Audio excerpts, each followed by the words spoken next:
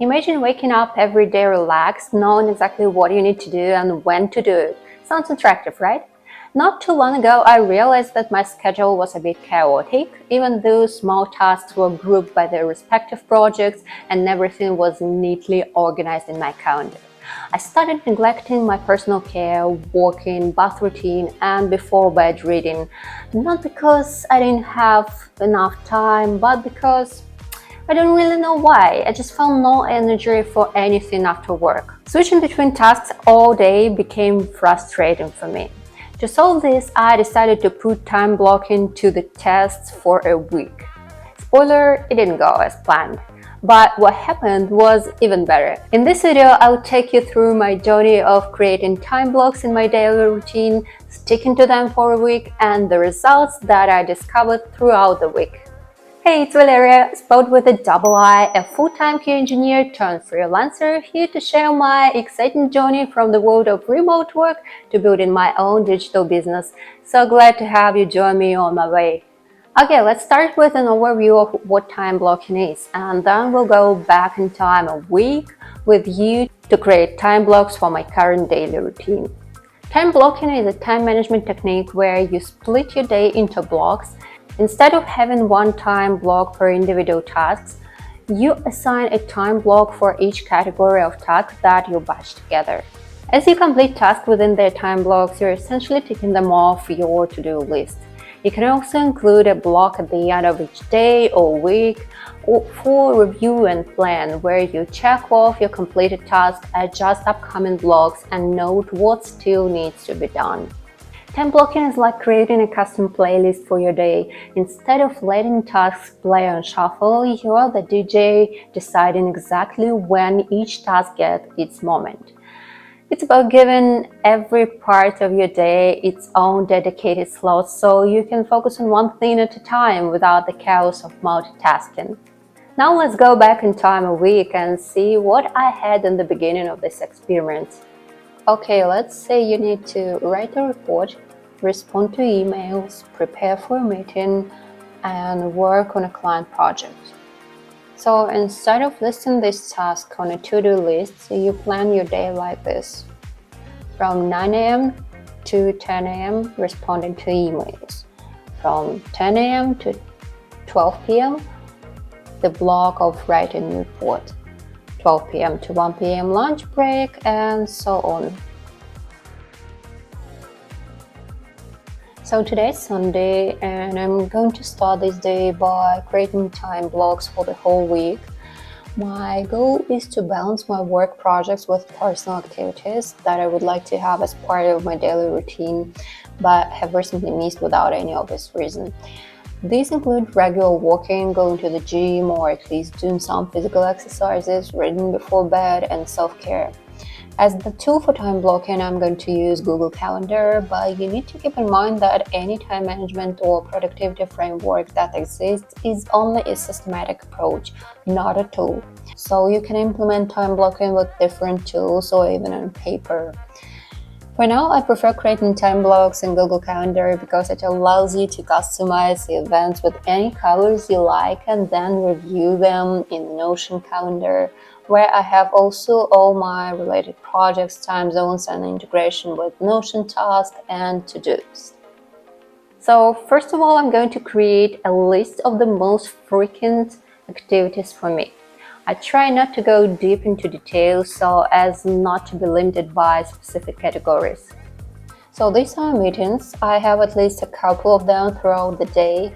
Meetings are a big concern for me because I have at least 2-3 of them each day, and they can hardly be grouped into the same time block, but I'll see how it works for me within the time blocking system.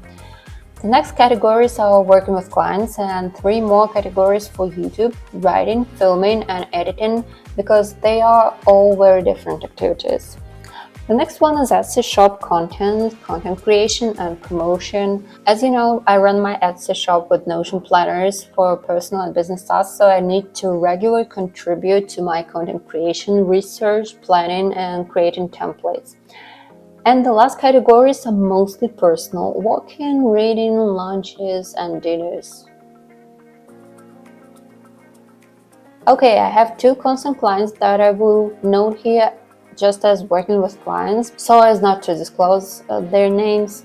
I also have my personal calendar where I keep my appointments, flights, and other things to do.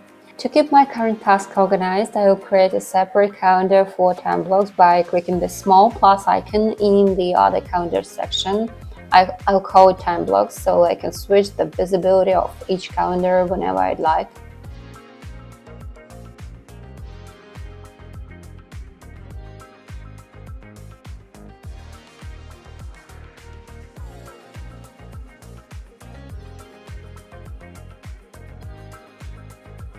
So I reworked my time blocks a bit. I created multiple calendars for each category.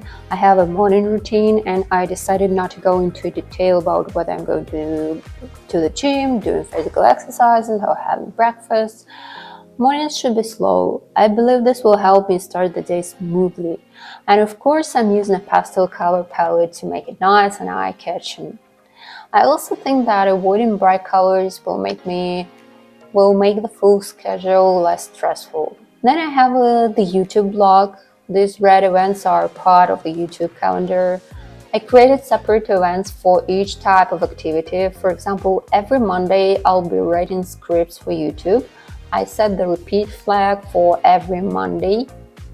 The idea of time blocking is to set aside time for the type of activity but not set tough goals like this Monday I should write one script from scratch until it's ready. On Tuesdays I'll be reviewing my scripts and continuing to write. On Wednesdays filming, on Thursdays and Fridays are for video editing. Video editing is an interesting process but very meticulous and requires lots of time. Then it's lunchtime. I decided to move it to a separate calendar to set the most pleasant color for me.